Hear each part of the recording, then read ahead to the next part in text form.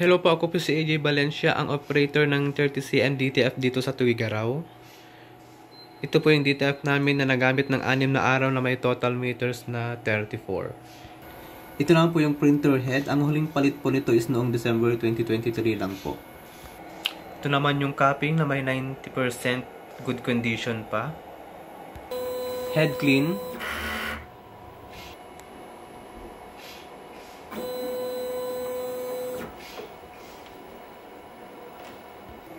Punasan naman ang wiper after head clean. Nozzle check.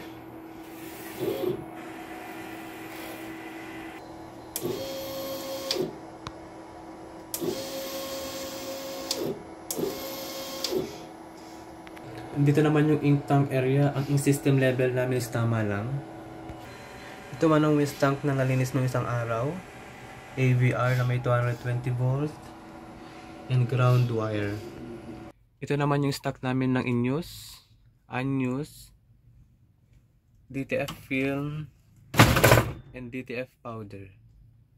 Ito naman ang records na nagamit sa cyan, magenta, yellow,